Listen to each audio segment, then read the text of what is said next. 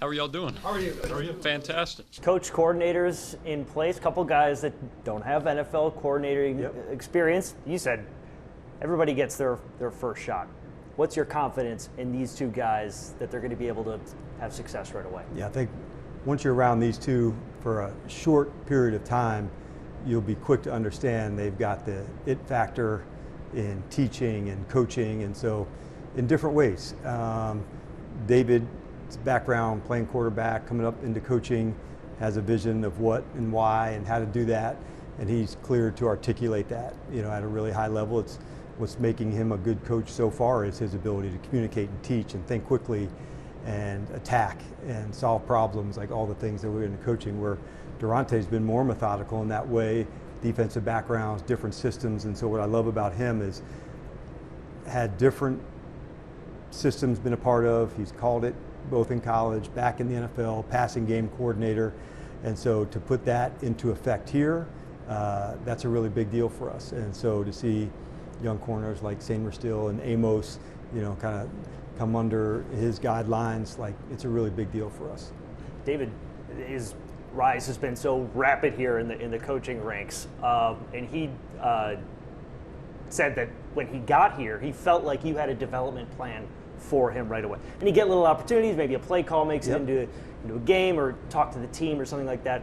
What was your vision for David when he got here? Well, I knew when you spend any amount of time with him, all right, this is somebody that's going to be a fast riser. So even at practice, when we were going against the scout team, all right, hey, you're going to call the plays. So he did all of the 2 minutes this year as the opposition. So if we were playing Philadelphia or we were playing the Giants, he would be that in practice. So that's just an example of, like, you hear the word development for players. Well, I also think there's a chance for that to apply to coaches too, especially really talented ones like him, to where, okay, let's give him a runway to go make calls, make mistakes, and do that. And so we're really intentional about that with him. It's such a cool thing, I thought, that started between him and Jaden in 2024. Fridays they would get after competing, playing quarterback pig, and kind of on their own. And he said it's just kind of to keep the competitive juices going, even during a Friday. Like, what kind of a style do you think he'll bring in that regard? He's active. He's running around on the practice field. Like the competitive nature that he brings to everything, it's transparent. The way we want to attack, the way we want to play, the details that go into it. And so to see that get expressed, through other players, other positions, that's what we're looking for. And he's very, very clear on how to articulate that vision. And to me, that's what coaching is. It's the ability to take it from your mind and be able to express it to the other guys, to teach it, to drill it, and then ultimately to go execute it. To have some of those relationships already built, you know how important that is.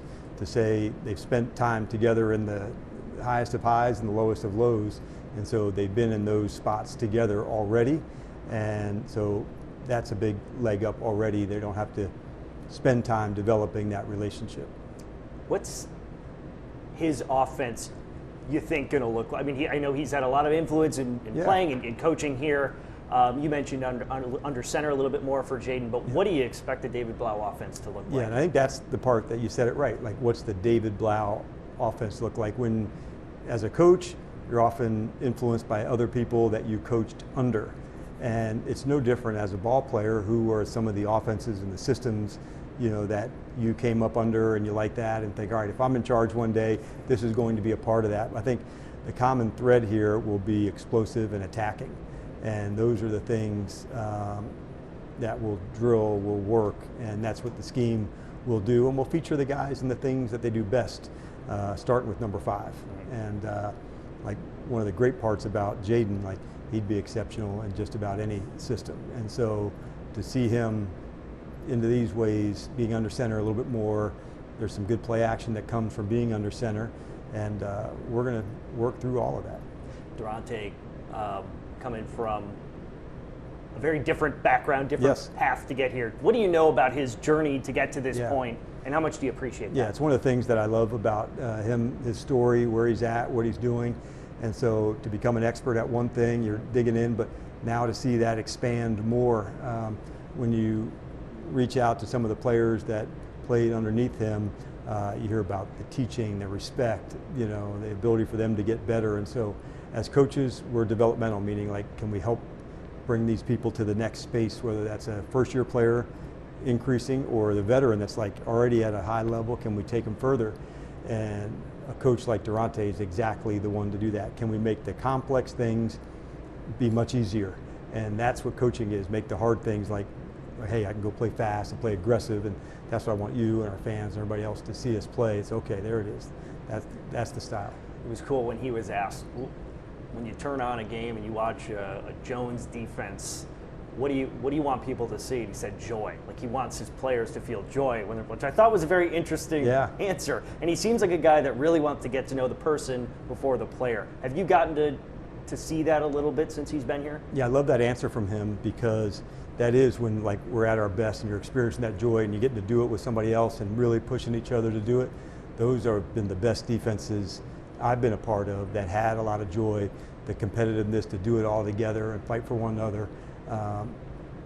That's a really big key to it. And yeah, he's on to a great topic. I want to go back to the offense for a second, because you told a pretty cool story when DJ was hired here. You said he blew you away on the Zoom interview, Zoom call. What was so impressive about him? And then again, just how cool was it letting Dad know that DJ is going to be here? I had high expectations, and we all do that sometimes, whether you're covering somebody and you didn't know them and you had high expectations. So to hear him go through one of his favorite concepts, what would third down look like? What are the alternatives? What about this coverage? What about this? And it was just, the next. And I also liked how he had such a developmental background with players. He had backgrounds in New Orleans and Atlanta, and so these different experiences, a little bit like Durante, helped shape the coach that he is.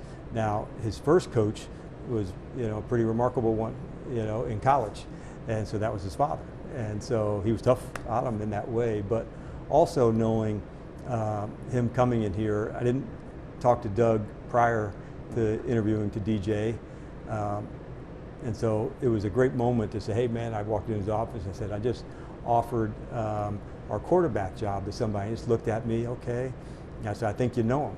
And he just put his head down, and there was real happiness that went in a very cool way that I got to see and be a part of. So yeah, we're really pumped that he's here, and DJ, the coach, is going to be a really big impact here. You said this afternoon too, you've been keeping Jaden in the loop. He's not finding out through social media these changes are coming. You're letting him know before he's hearing it from someone else. I know he was close with Cliff, some of the coaches. How has he handled? How has he rolled with the punches in some probably the first major changes of his NFL career? Yeah, because that's the adversity that comes through, and I think I wanted him to know before we're doing things that he doesn't find out things about the team from somebody else, and having a strong relationship together is do that even when he may not understand or know. Just knowing our connections there and the trust in one another. Even when they're hard, And so I've been there on the best of the days and the hardest of days together with him, so he knows where I'm coming from on that space. But yeah, it's my job to make sure I keep him informed what we're doing and why we're doing things.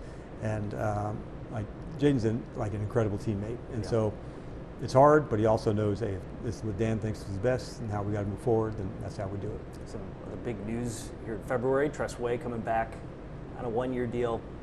I know you think so highly of him, but to have him back, what does that mean? Yeah, he's somebody that makes our building better, not just our punt team. And if you spent time with him, you'd understand the connection that he has, the leadership that's there, the support that he gives. Tress Way is an absolute multiplier of energy and toughness and teammate and everything that we love about football. So, man, are we pumped to have him back. And he's also excellent at what he does, whether it's kicking and pinning the ball inside the 20-yard line. And so when he was elected to the Pro Bowl, the first thing that came to mind for him was, can you make sure you talk about Percy and T.O., guys who are the gunners going down to down the punts, knowing that I didn't do this on my own. And that is quintessential Tress Way. When he got awarded for something, he wanted to make sure other people were part of that. Yeah. I guess I'll just finish with, how are 2024? There was so much highs. Last year was tough.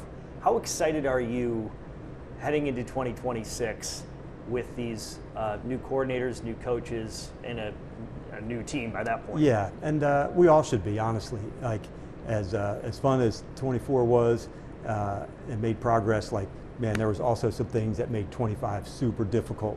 And so to recapture the energy, the swagger, and like the toughness that it means to be like a Washington Commander through and through, like, I can't wait to demonstrate that and show that. And so we've got a lot of guys here that want to prove that. And a lot of good things come in those moments. And so new offense, new defense, we'll add some more pieces to the mix as well. But I also would remind everybody, like, we got some real heavy hitters too that are already here, and will absolutely lead the way, for a very successful season. Excellent, can't wait for it. All right, Thank you, brother. Coach. Thanks. Appreciate it. Yep.